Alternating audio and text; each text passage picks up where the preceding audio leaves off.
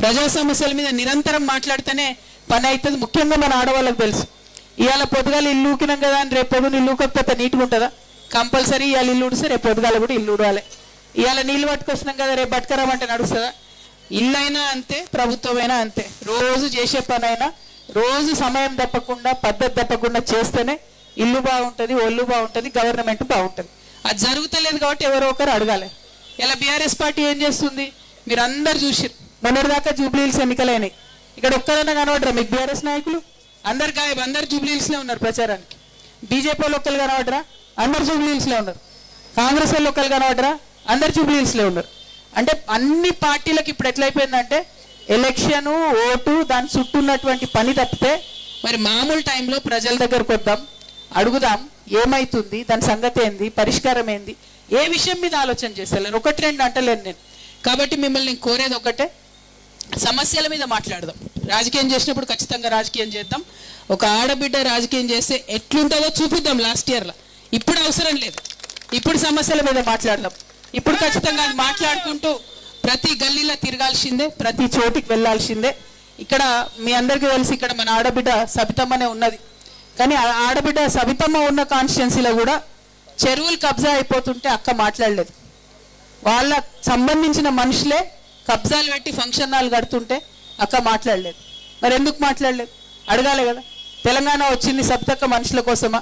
తెలంగాణ వచ్చింది రామన్న మనుషుల కోసమా? కాదు కదా. తెలంగాణ వచ్చింది మనందరి కోసం.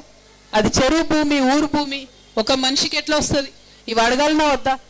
యథార్థవాది లోక విరోధి అంటారు. గట్టిగా మాట్లాడితే బరాబర్ తిడతారు మనని కూడా. అయినా పర్వాలేదు, మాట్లాడాల్సిందే.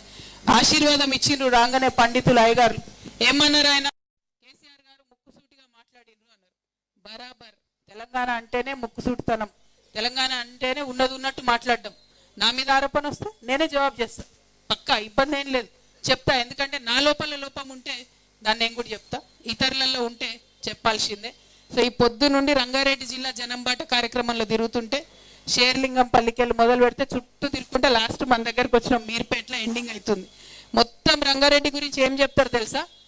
హైదరాబాద్ తర్వాత అత్యంత ధనిక నగరం అని చెప్తారు. మొత్తం మీరు అందరు ఫుల్ డబ్బులునే లేరమ్మా? మొత్తం కంప్లీట్ రిచ్ పీపులేనా ఇక్కడ మీర్పేట అంతా? మొత్తం టోటల్ రిచ్ పీపులేనా? లేరా? సగం సగం ఉన్నారా? మీడియం పీపుల్ ఉన్నారా? అంతేనా? నేనేమంటున్నా అంటే India is very rich but Indians are poor. Telangana ధనిక రాష్ట్రం, కానీ తెలంగాణలో ఉన్న పేదోళ్ళు ఇంకా పేదోళ్ళుగానే ఉన్నారు. మరి అది ఎట్లా మారాలి? దాని సంగతి ఏంది అడగొద్దా? 10 ఏళ్ళు అయింది, ఓకే, 12 ఏళ్ళు అయింది, మాట్లాడాలి కదా. ఇట్లాంటి అనేక అంశాలు ఉన్నాయి. దాని తర్వాత నేను మాట్లాడాక నువ్వు మాట్లాడే తొందర ఏముంది? కాబట్టి నేను అనేది ఏంటంటే ఈ అంశాలన్నీ అడిగేటోళ్ళు ఉండాలి. ఒకటి. రెండు, రంగారెడ్డి జిల్లాలో ఉన్న దవాఖానలన్నీ చూసుకుంటూ వచ్చిన నేను. ఇవాళ బస్తీ దవాఖాన కావచ్చు, పల్లె దవాఖాన కావచ్చు, ఏరియా హాస్పిటల్ కావచ్చు, ఎంత ఘోరంగా ఉందంటే నిజంగా కూడా ఎక్కడన్నా సూది ఉంటే దూది లేదు, దూది ఉంటే సూది లేదు అన్న పరిస్థితి ఉన్నది. డెలివరీ అవుతున్నది ఆడబిడ్డలకి, పట్టించుకొని వైనం ఉన్నది. మస్తు కష్టపడుతున్నారు పాపం డాక్టర్లు, నర్సులు, వాళ్ళకి స్టాఫ్ లేదు, కావాల్సిన సామాన్ లేదు, ఏడికెళ్ళి చేస్తారు. సో వాటి మీద ఆలోచన చేయాలి. ఇట్లాంటి అనేక అంశాలు ఉన్నాయి, 1 2 కాదు. నేనేమి ఇమీడియట్గా అన్ని సాల్వ్ అవుతాయి అంటలేను. కానీ ఇంతకుముందు మనం అనుకున్నట్టు పొద్దున్న తిన్నా కాబట్టి సాయంత్రం తిన్నా అంటే నడవదు. ఇల్లైనా ఒళ్ళైనా గవర్నమెంట్ అయినా చేసిన పని ప్రతిరోజు చేస్తూనే ఉండాలి. అది చేసేటట్టుగా ప్రభుత్వ పెద్దలు పనిచేయాలి. ఆ బాధ్యత లేదు కాబట్టి మనలాంటి వాళ్ళని గుర్తియాలి. దానికోసమే మీ దగ్గరికి రావడం జరిగింది. ప్రతి గల్లీకి పోయి ఎక్కడికక్కడ సమస్యలు అడుగుతుంటే ఖచ్చితంగా అవి పరిష్కారం అవుతాయి. ఇవాళ మేము చెప్పినాం, ఇందాక నేను ఒక ఆరోపణ చేసిన, అక్క వాళ్ళ మనుషులు ఇట్లా కబ్జా చేసిరని. మరి హైడ్రా ఏం చేస్తుంది? నిద్రపోతుందా? అదే ఒక పేదవాడు పోయి గుడిసె కట్టుకుంటే ఉంటారా అమ్మ? ఉంటారా? మొన్న నేను పోయి వచ్చిన కుత్బులాపూర్, ఒక 50 మంది పేదవాళ్ళు ఉన్నారు. పక్కకే ఇంకో పెద్ద ఆయన 15 ఎకరాలు పెట్టుకున్నాడు, అన్ని తీసేసారు. 2 రోజులలో పెద్ద ఆయన మళ్ళీ కబ్జా వేసుకున్నాడు, పేదోళ్ళు మాత్రం వేరే దగ్గరికి వెళ్ళిపోయారు. అంటే 50 మంది ఇండ్లు తీసి పారేసిండ్రు, ఒక్క పెద్ద ఆయన 15 ఎకరాలు మాత్రం అట్లనే ఉండిపోయింది. నేను నా కళ్ళతో చూసి వచ్చి నెల రోజులు కూడా కాలేదు. మరి ఇదేం న్యాయం? అడగాలనా వద్దా?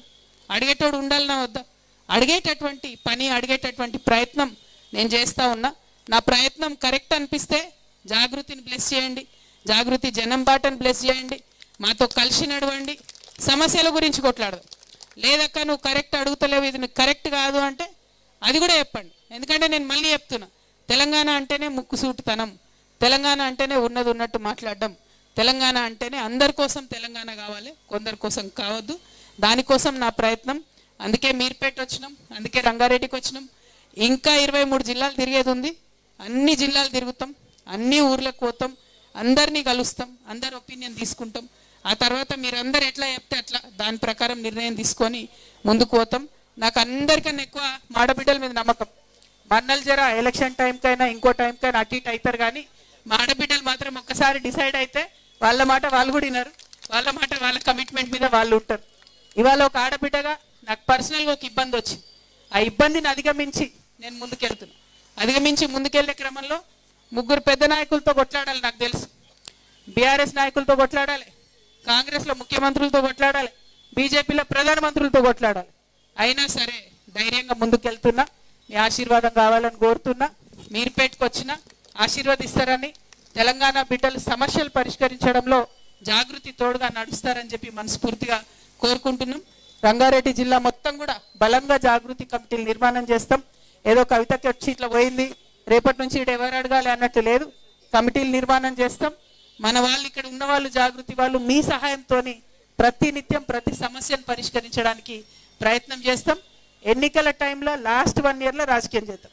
అప్పటి వరకు మాత్రం ఓన్లీ సమస్యల మీద మాట్లాడదాం, ఆడపిల్లల ఎడ్యుకేషన్ మీద మాట్లాడదాం, జాబ్స్ మీద మాట్లాడదాం, ఇండ్ల మీద మాట్లాడదాం, మన పరిసరాలు బాగుండడం మీద మాట్లాడదాం, మనకు రావాల్సిన అభివృద్ధి పనుల మీద మాట్లాడదామని మీ అందరికీ తెలియజేస్తూ, మరి ఇంత సమయం ఇచ్చి ఇంతసేపు వెయిట్ చేసినందుకు మా ఆడబిడ్డలకు, మా అన్నదమ్ములకు అందరికీ కూడా పేరు పేరున హృదయపూర్వకంగా నమస్కారాలు తెలియజేస్తూ, జై తెలంగాణ, జై జాగృతి, జై తెలంగాణ.